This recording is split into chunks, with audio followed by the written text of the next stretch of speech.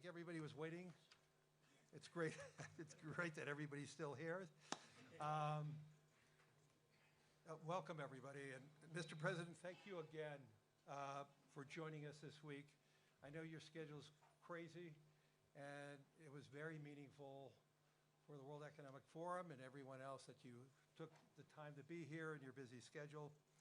I want to just talk about these gatherings. They're sometimes known for papering over differences with a lot of air kisses, platitudes, jargon. But I don't think anyone could say about that this year. More than at any other World Economic Forum annual meeting I've attended, there's been less effort to pretend. And I think we can all agree there's more of a willingness for people to listen. Even when your values and your views clash, we're having conversations. Even when conversations and your views clash, we're having conversations. Even when conversations are uncomfortable. And hopefully through those conversations we have better, deeper, more sincere understandings. So it's about a dialogue, and dialogues doesn't necessarily lead to agreement. But it's the first step towards understanding, and sometimes, importantly, towards movement and resolution. It may be unfashionable to be an optimist about disagreements discussed this week, but the most enduring disagreements appear unresolvable right up until the last moment and they're resolved.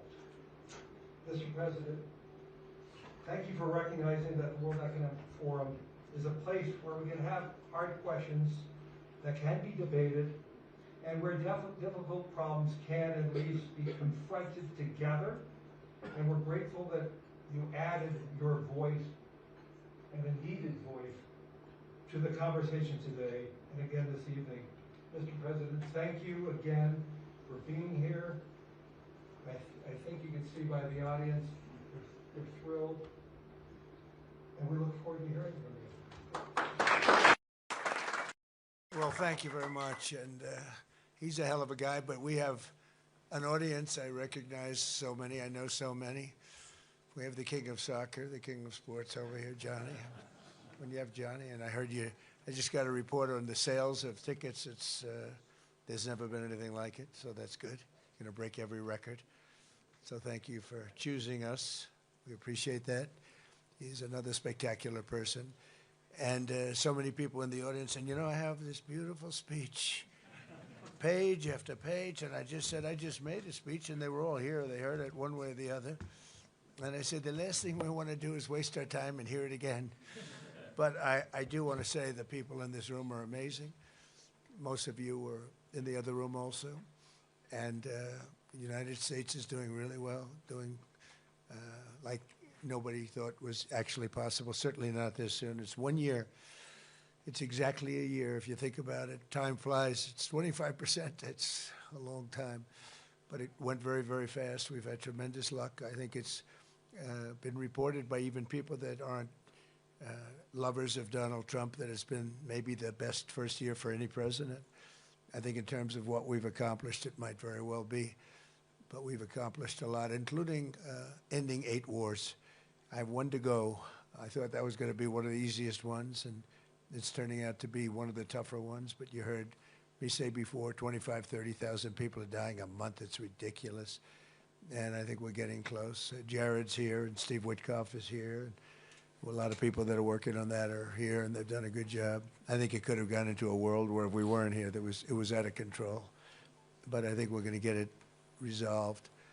And I'm doing it to save 30,000 people a month, if you can imagine. Your kid, I mean, take your son leaves home, waves you, proud of him, so beautiful, and then 2 weeks later he had his head blown off fighting Ukraine or fighting Russia. It's both of them. The total are averaging 30,000, actually 30,000 young people, generally soldiers, a little bit in towns, but for the most part it's soldiers. Every single month they're dying. So I think we're going to do well there. But we have Scott Bessent, who everyone knows, and Howard Lutnick, and these guys are doing a fantastic job with what we're doing.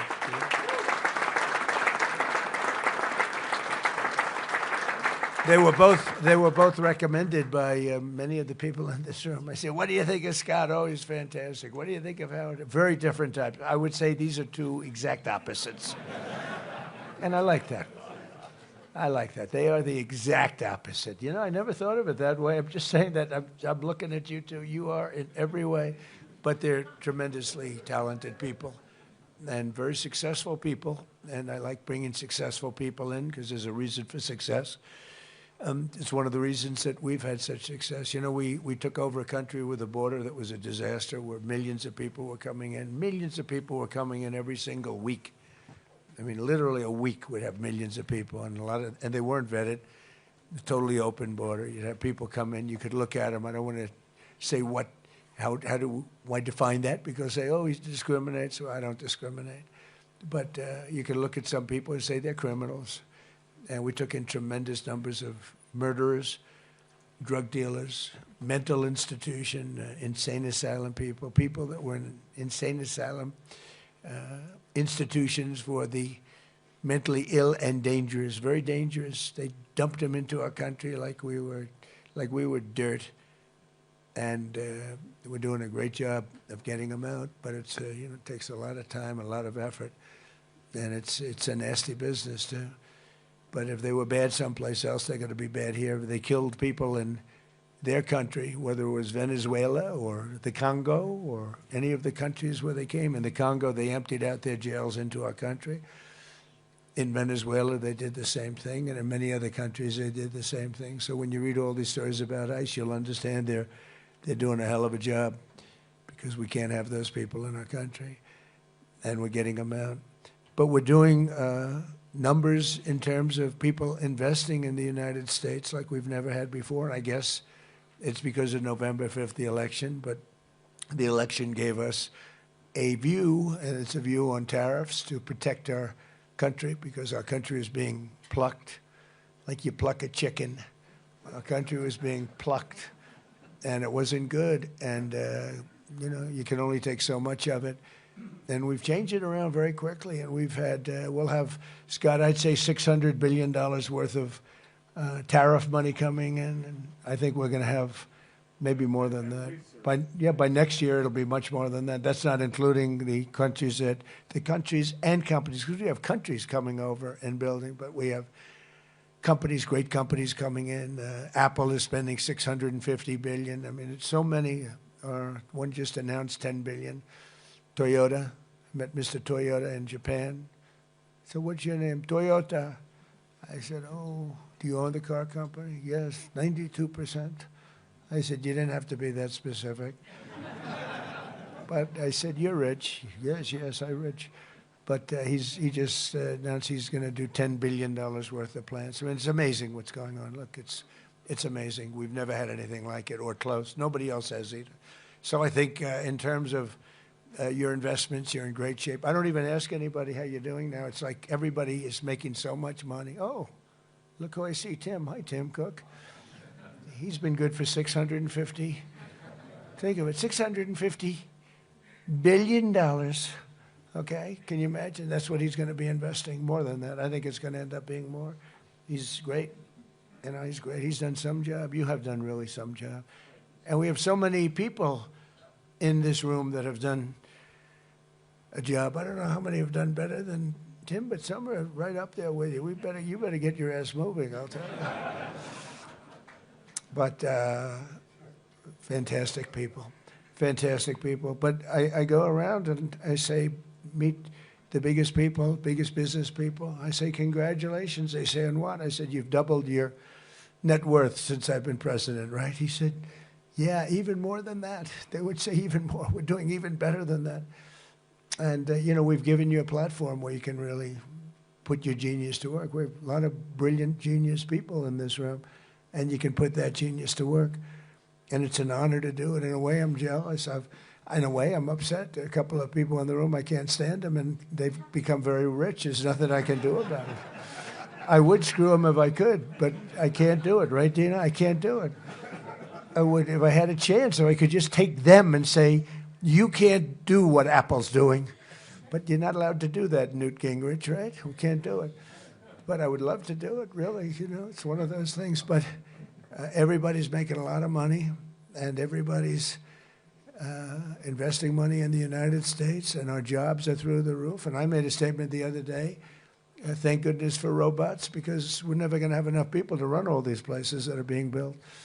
And I think robots are actually going to be a very big business. I think it's going to be surprisingly big, but I think we're going to need it. We're going to need it. So we have a country that's becoming very safe. We had the best crime numbers that we've had ever in recorded history. Perhaps they were better 100 years ago, I'm not sure, but the recorded history is 67 years, and in 67 years, they had the best numbers, and that's despite having a lot of people in the country that shouldn't be here, that we're getting out. But we've got tough law enforcement, smart law enforcement, and patriotic law enforcement. You know, they've been amazing. One example is Washington, D.C. You couldn't walk down the street in Washington. You get mugged, you get killed. They were losing 100 people. Think of it, 100 people a year, and dead. You call up the parents, they come in from Iowa, they come in from Indiana to see the Washington Monument, and they end up being killed. It's not happening anymore. And I said in the other room, people are going to dinner, they're meeting their wives in the middle of the street, and they're walking across the street to have dinner. New restaurants are being built at records that nobody's ever seen. They were closing. We lost half of the restaurants in the last 4 years during the Biden administration. Now they're all opening again. I even went to have a dinner just to show, I guess, to make a point. I went to a restaurant in Washington. I walked right down the middle of the street. I wouldn't say that Secret Service was thrilled, but if I did it a year before, believe me, it wouldn't work. Here's my other friend, Hussein. How are you? Okay? Are you good? Boy, you got a lot of good people here. This is a very good place. But so it's amazing what's happened there. Memphis is amazing. When you go to Louisiana, what we've done there has been incredible. Always much more helpful if we could have a little participation. In the case of Louisiana, we have Jeff Landry, the governor, Republican governor. We have a couple of Democrat governors. We have a couple of Democrat mayors who very quietly are begging us for help, and we're making them all look very good. But I would do it. If I were a Democrat, if I were a mayor or a governor, I'd be saying, Mr. Trump, could you quietly come over here, and would you do this, President, for me? Send about 1,000 troops in here, and we do it fast, and we get rid of the criminals, and it's amazing how effective. You know, I didn't campaign on this. I campaigned on law and order, but I didn't know it would be this type of law and order. But the cities, some of these cities, we've lost these cities, and we're bringing it back, and we're bringing it back quickly. Washington took us literally 6 weeks to make it safe and 8 weeks to make it really safe, and now it's really safe. And I don't know, you know, some people disagree, but I like seeing those big, strong soldiers. You know, we won in the Supreme Court a very important case, merit. Our country was built on merit, and then all of a sudden we got away from that, and people with A averages and high college boards and everything were not able to get into colleges, and people that had C averages and low college boards were getting in.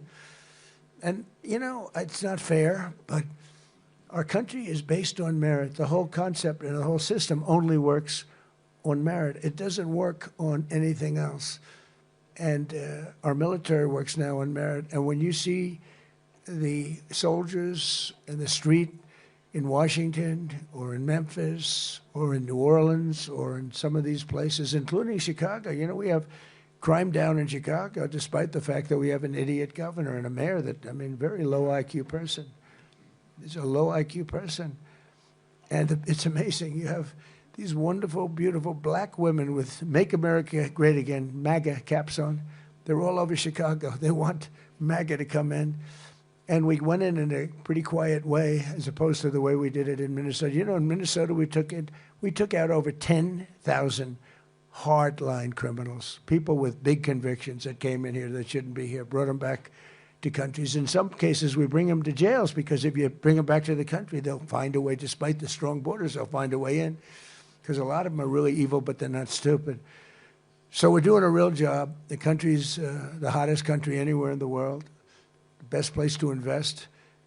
The great big beautiful bill is incredible. You get that 1 year deduction, you build something and you take the whole thing down. And I always said that's what made my first term so successful because I mean, people were buying things that, I have a friend bought an airplane. He never used it. He just bought it. He said, I deducted it. He's on the plane. I think he's got, Steve, you could buy it. He's got about 4 hours on the plane.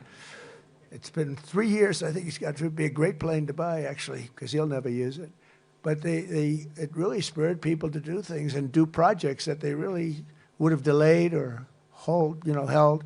And the beautiful thing about the great big beautiful bill, the one that we just did, is over there you had a 2-year window to do it. Now we have a 10-year window, which I hate to tell you because people will take their time. So in one way, I didn't want that. I call that not good, but it is good ultimately. Think of it, it gives me a chance to use it if and when I ever get out of this position. There's a big question. It gives me a chance to use it. Otherwise, I'd be precluded. That would be terrible, right?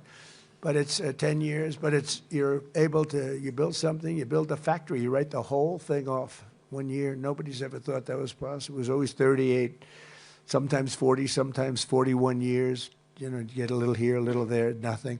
You write it all up. So it's been really amazing. And you are the people that made it happen, really. Largely it's you and a group of others. Not a lot more. I mean, the people here, I guess because of Larry, the people that came to this event, it's really incredible. I wasn't sure how it was going to turn out. We had somebody, as you know, that ran it for many, many years, and I'm not sure what happened there, but I figured, well, that's all right. They had a hell of a run in Davos. Then I heard Larry was taking it over, more or less, and he called me. He said, would you do me a favor? Would you be there? And we've had some great business dealings together, and he's a great. He's one of you. He's one of the greats, and it was an honor. We had a good speech. We got great reviews. I can't believe it. We got good reviews in that speech. Usually they say he's a horrible dictator type person. I'm a dictator, but sometimes you need a dictator. But they didn't say that in this case. And no, it's common sense. It's all based on common sense. It's not conservative or liberal or anything else. It's mostly, I'd say, 95% common sense, and that's what we have. So I just want to thank everybody for being here. It's such an honor. And if we can ever help, you're going to let me know. And I have a pretty direct line. Marco Rubio's here, too. He's done a fantastic job as Secretary of State. He'll go down as maybe the best Secretary of State if he keeps going like he's going. That's a big question. I don't know that he will. But for the first year, he's headed to the top. And I just want to thank everybody very much for being here. Thank you very much. Take care of yourselves. Bye. Thank you.